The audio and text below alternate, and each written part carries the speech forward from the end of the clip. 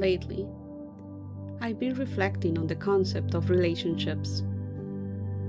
Not just romantic relationships, and not only human relationships. At least, not exclusively.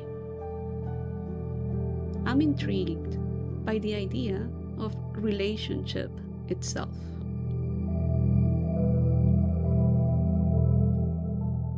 The other day, I found myself wondering why we spend so much time discussing things as though they exist independently. Take a human being, for example. We refer to a human being as one entity, one person, one individual. While that is true, it's also true that a human being is composed of organs, tissues, cells, systems, memories, emotions, beliefs, dreams, experiences, and stories. Depending on your worldview, you might even add energetic, spiritual, or other dimensions to the list. So, is a human being one? Absolutely. Is a human being many? Yes, that is also true. Surprisingly, these two truths don't contradict each other. If anything, they seem to require one another.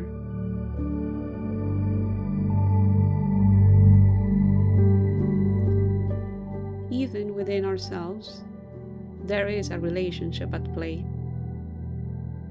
Our thoughts influence our emotions. Our emotions affect our bodies. And past memories shape present decisions. The person we were 10 years ago continues to have conversations with the person we are today. Sometimes, I wonder if we are less like isolated individuals and more like interconnected ecosystems. That thought often accompanies me outside, where I begin to notice similar patterns everywhere. The cardinal and the tree and the earth and the sun, the flower and the bee and the flower, the forest and the hidden fungal networks beneath the soil. Everything seems to engage in an endless exchange. It makes me question, where exactly do we draw the line to say, this is separate from that? The cardinal depends on the tree relies on the earth needs the sun, which, in turn, is part of a larger system. The closer I examine these relationships, the harder it becomes to define separation.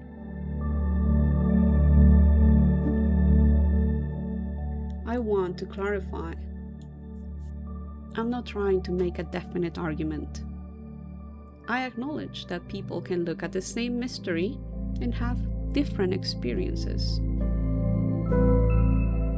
Recently, I participated in a conversation about spirituality and the divine. Some individuals described moments of complete unity, where the boundary between themselves and God seemed to vanish.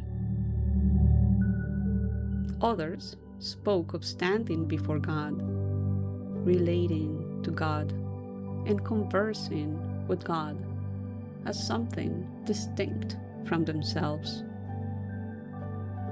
years ago, I might have tried to determine which experience was more accurate. These days, I'm more interested in the fact that both experiences exist. Both seem meaningful and real to the individuals who experience them. Perhaps both reveal something valuable. Though I don't follow a specific religion, I find truth in many of them. I wouldn't be much of a writer if I dismissed the countless stories that predate my own.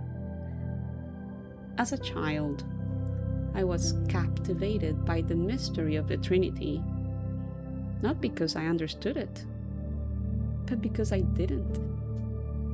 How can something be both one and many at the same time?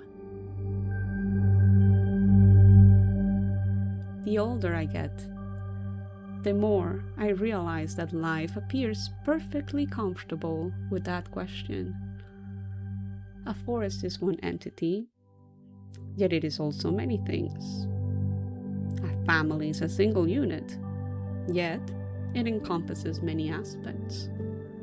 A city can be seen as one place, but it is also made up of numerous elements. Perhaps the contradiction arises only when we assume that one implies isolation. Then there's the chicken and the egg, a question humanity loves to debate. Which came first, the chicken or the egg? Recently, I found myself smiling at that question because maybe the reason it feels impossible to answer is that it prompts us to separate things that only make sense together. We often pull concepts apart to understand them, then forget they were intrinsically linked from the start. Creator and creation, self and world, past and future, chicken and egg. These are all examples of dualities that illustrate our tendency to divide.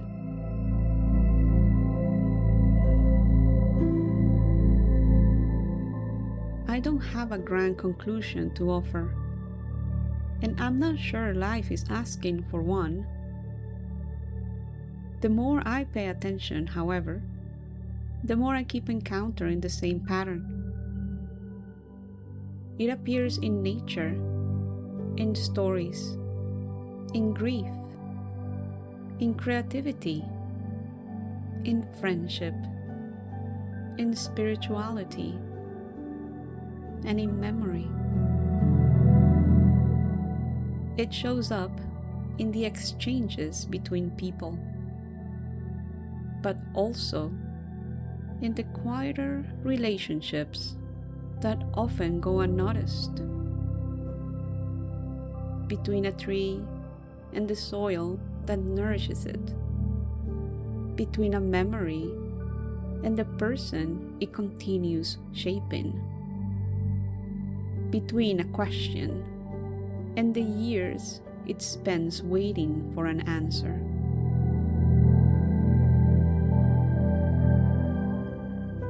Maybe that is why certain moments feel meaningful. Not because they contain hidden messages waiting to be deciphered, but because they briefly reveal the threads that are already there. For an instant, we become aware of the conversation between ourselves and the world around us. We notice the exchange between past and present, between the visible and the invisible, between what has been lost and what continues to live on through us. The moment itself may pass, but something in us recognizes the pattern and remembers it.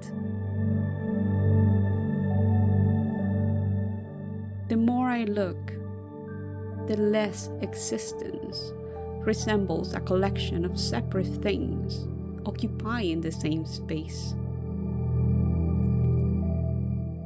It resembles a tapestry, a forest, a living ecosystem of relationships in constant conversation with one another.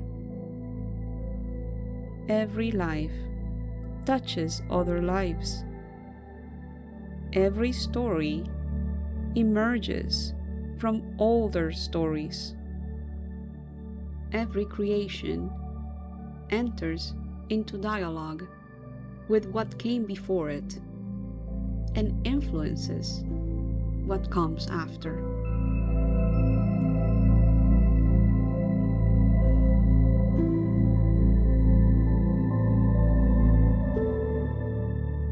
Perhaps relationships are not just a part of existence.